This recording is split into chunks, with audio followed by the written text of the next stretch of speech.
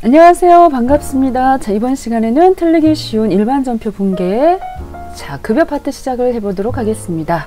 자, 급여라는 부분은 종업원에게 한 달 동안 일을 한 반대급부 성격으로 급여를 지급을 하는데요. 그럴 땐 차변에 급여로 처리하시면 되겠고, 종업원이 중간에 일을 하시다가 퇴직을 했습니다. 그럴 때는 퇴직급여, 그리고 이제 상여금도 지급을 하지 않습니까? 그럴 때는 이제 상여금으로 처리하시면 되겠고, 일용직, 알바생 이럴 때는 잡급이라는 개정 과목을 쓰시면 돼요. 자, 이렇게 급여나 퇴직급여 이러한 것들을 지급할 때는 반드시 상대방 소득에 대해서 뭘 떼고 주셔야 되죠? 세금.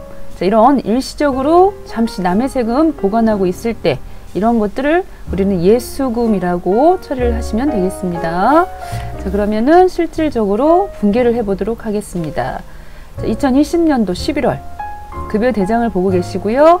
자, 급여 부분이 지금 홍명자 200, 그리고 홍진이 해서 홍진이 300 해서 전체 합계가 500입니다.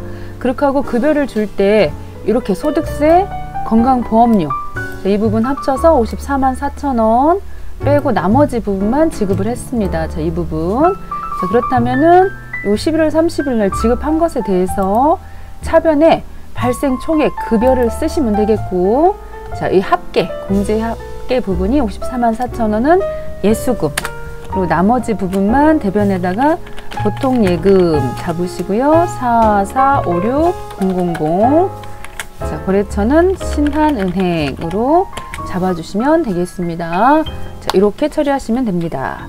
자, 그 다음 문제 한번 또 해볼까요? 그 다음 문제, 다음 장. 자, 여기서도 마찬가지입니다. 또 이름도 안 바꿨네. 이름도 송명자, 홍진이. 그렇죠.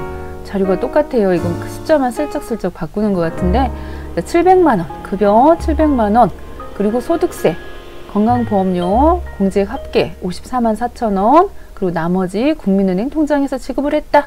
자, 어때요? 자, 해보실 수 있겠죠? 자, 바로 해보시겠습니다. 자, 날짜 9월 5일자, 차변에 급여. 자, 금방 보시다시피 항상 합계 금액 쓰시는 거죠. 700만 원 쓰시고, 그러신 다음에 나머지 부분은 예수금, 남의 세금에 대해서는 예수금 54만 4천 원, 54만 4천 원 잡아주시고요. 그리고 나머지 부분은 국민은행 보통예금 통장에서 지급이 되었습니다. 645만 6천 원, 645만 6천 원이 국민은행 통장에서 나갔다. 이렇게 처리하시면 되겠습니다. 급여. 자, 이번에도 한 문제 더 해보시기로 해요. 매번 똑같죠? 그래서 이제 기본급, 직책수당, 급여 총액. 우리가 지금 찾으셔야 될 것은 급여 총액을 찾으셔야 되기 때문에 다른 때하고는 달리 이 부분, 급여 총액이 얼마인지 이 부분 확인하셔서 이 부분이 차변, 그리고 소득세, 이 부분은 남의 세금이니까 이거는 예수금으로 대변에 처리하시고요. 나머지 부분, 차감 지급액 부분, 이 세 가지를 정확하게 확인하셔서, 자, 8월 30일자에 분계하시면 되겠다. 자, 8월 30일자 차변에 급여 595만 원. 여기서는 급여 발생 총액이니까 한 푼도 깎으시면 안 돼요. 자, 595만 원 잡아주시고, 595만 원. 그리고 대변 쪽에는 예수금. 자, 예수금, 남의 세금에 대해서는 예수금, 그리고 나머지 금액만 보통예금 해서 보통예금 처리를 하시면 끝나는 문제가 되겠습니다. 자, 어때요? 급여 나오면 이제 확실하게 하실 수 있겠죠? 자, 그러신 다음에 그 다음에 이렇게 남의 세금 걷어놓은 거 다음 달 언제까지? 이렇게 10일 날까지.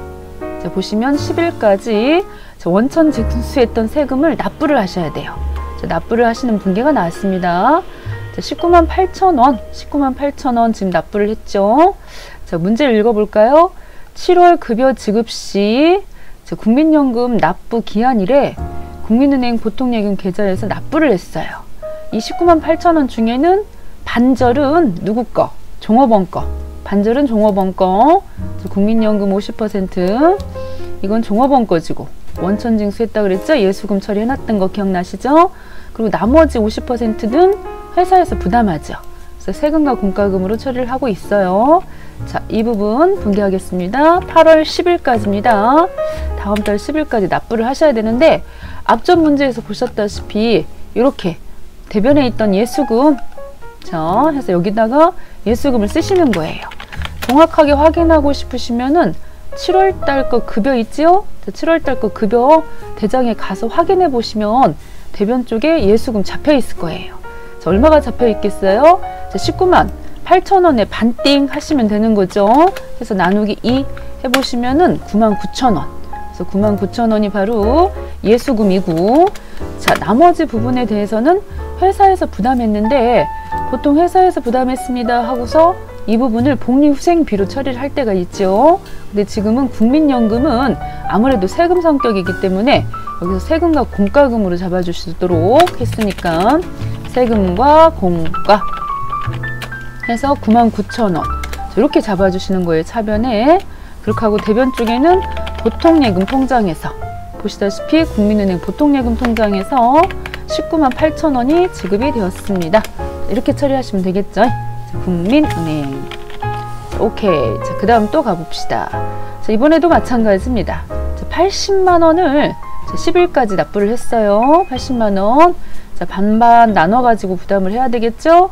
자, 여기서 또 보다시피 문제를 읽어보시면은 7월 급여 지급할 때, 자, 이번에는 건강보험료예요. 자, 50% 종업원 급여 지급할 때 원천징수 이 말만 나왔다면 예수금, 그리고 회사에서 부담했다 그러면은 이거는 복리후생비. 자, 처리하실 수 있겠죠? 자, 가봅시다. 8월. 자, 8월 10일자 대변 쪽으로 보통예금 통장에서 얼마가 80만 원이 나갔다. 자, 국민은행 통장에서. 그런데 이렇게 종업원한테 뗀 것을 뭐라 그런다? 예수금. 지금 대변에 있지 않습니까? 대변에 예수금 40만 원 쓰시면 되겠고, 그리고 나머지 부분에 대해서는 이번엔 뭘로 처리했어요? 그렇죠. 복리후생비로 처리했어요. 세금과 공과가 아니라. 그래서 복리후생비로 잡아주시면 되겠습니다. 복리후생비 40만 원 해서 마무리하고 끝났습니다. 자, 이렇게 급여하고 예수금하고 나왔을 때 문제를 잘 보시고 처리를 하시면 되겠죠. 자, 하나 더 풀어볼까요?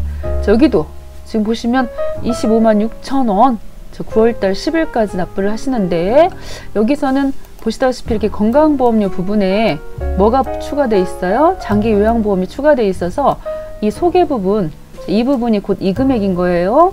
우린 항상 여기를 확인하셔야 돼요. 여기 이 부분을. 이 부분을 확인하셔야 됩니다.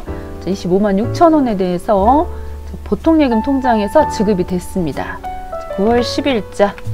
자, 항상 8월분 급여 지급할 때 건강보험료를 납부 기한이래. 국민예금 보통 예금 계좌에서 납부가 됐죠. 자, 이런 걸 우리는 예수금이라고 한다. 남의 세금을. 자, 25만 6천 원 나눠갖고 보시면은 반절로 나누기 해서 보시면은 12만 8천 원이죠. 12만 8천 원 예수금. 자, 여기 또 뭘로 처리했다? 복리후생비. 자, 문제를 읽어보시면 보통의 경우는 건강보험료는 복리후생비로 처리할 때가 많아요. 그래서 복리후생비 처리하시면 되겠습니다. 그렇게 하고 나머지는 자, 대부분이 보통예금 통장에서 나갔다라고 처리를 하시면 되겠습니다. 자, 국민은행. 자, 국민까지 처리하시면 되겠습니다. 자, 어떻습니까? 자, 급여하고 자, 예수금 부분 처리해봤습니다. 자, 오늘 이 시간에는 여기까지 진행하겠습니다. 수고하셨습니다.